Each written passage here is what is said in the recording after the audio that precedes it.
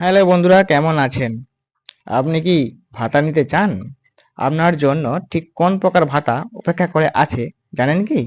আপনাদের দরদি মুখ্যমন্ত্রী আপনাদের প্রত্যেকের জন্য কোনো না কোনো ভাতার বন্দোবস্ত করে রেখেছেন। আপনার জন্য ঠিক কোন ভাতা রয়েছে জানতে হলে ভিডিওটি শেষ পর্যন্ত দেখতে থাকুন। তো আজকে আলোচ্য বিষয় হলো বাংলার যুবসাথী প্রকল্পের সুবিধা কবে থেকে সেই নিয়ে কথা হবে এবং ফর্মটা কোথায় পাবেন, কিভাবে পাবেন সবই বলে দেবো বিস্তারিতভাবে। তো এটা চালু হওয়ার কথা ছিল 15ই আগস্ট 2026, কিন্তু এটা 1লা এপ্রিল থেকে চালু হয়ে যাবে। আর একবার চালু হলে 5 বছরের জন্য প্রতি মাসে 1,500 টাকা করে ভাতা পেতে থাকবেন। আর বয়স সীমা অবশ্যই 21 থেকে 40 বছরের মধ্যে হতে হবে। এবং কারা পাবে? সবাই, যত বেকার যুবক যুবতী সবাই, ঐক্যশ্রী মেধাশ্রী শিক্ষা যাই পাক না কেন, এটা তো 5 বছরের জন্যই মিলবে। এই ফর্মটি ভিডিও ডেসক্রিপশন বক্সে দেওয়া আছে, ওখান থেকে পিডিএফ ডাউনলোড করে প্রিন্ট করে এবার চলে আসি কিভাবে ফর্মটা ফিল আপ করবেন। দেখুন, গভর্নমেন্ট অফ ওয়েস্ট বেঙ্গল বাংলার যুব সাথী স্কিম অ্যাপ্লিকেশন ফর্ম, এখানে বলা আছে ইংরেজি বড় হাতের অক্ষরে পূরণ করতে হবে এবং যেখানে টিক চিহ্ন দেওয়ার দরকার ঠিক সেখানে টিক চিহ্ন দেবেন। অবশ্যই কালো কালিতে ফিল আপ করবেন। ডান দিকে উপরে কোণে একটি পাসপোর্ট সাইজ কালার ছবি চিটাতে হবে এবং ছবির উপরের দিকে নাম লিখে দিতে হবে, নিজের নাম।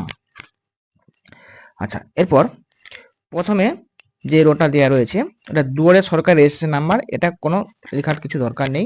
আধার নাম্বারটা আপনার লিখবেন। তারপর হচ্ছে বেনিফিশিয়ারি, মাধ্যমিকের অ্যাডমিটে বা মার্কশিটে যা আছে সেই নামই লিখতে হবে, সেরকম ভাবে বানান লিখতে হবে। তারপরে মোবাইল নাম্বার লিখতে হবে, ব্যাংক অ্যাকাউন্টের সঙ্গে লিঙ্ক করা যেটি সেটি। ইমেল আইডি যদি থাকে লিখবেন, আর লেখার দরকার নেই। জেন্ডার মেল ফিমেল আদার্স লিখে দিবেন। ডেট অফ বার্থ আগে দিন, তারপর মাস, তারপর বছর, এরকম ভাবে লিখবেন। আর কত 26 অনুযায়ী আপনার বয়সটা লিখে দিবেন। তারপর বাবার নাম লিখবেন, এখানে মায়ের নাম লিখবেন, এখানে স্বামী স্ত্রী যেটা হবে সেটা লিখবেন। আচ্ছা, তারপর এখানে যদি জেনারেল হন তাহলে কিছু লেখার দরকার নাই, এসসি এসটি ওবিসি এর টিক চিহ্ন দেবেন। তারপর সার্টিফিকেট নাম্বারটা এখানে লিখবেন, তাহলে এখানে টিক চিহ্ন দেবেন। আচ্ছা, বিধবা হলে এখানে হবে, আর যদি বিবাহিত হয়ে যান তাহলে এখানে টিক চিহ্ন দেবেন, আর বিচ্ছিন্ন হলে শেষেরটায়। আচ্ছা, এরপর কন্ট্যাক্ট ডিটেলস লিখতে হবে, বাড়ির নাম্বার যদি থাকে লিখবেন, আর নাহলে village, post office, GP, block, police station, district, pin number আর স্টেট তো লেখা আছে।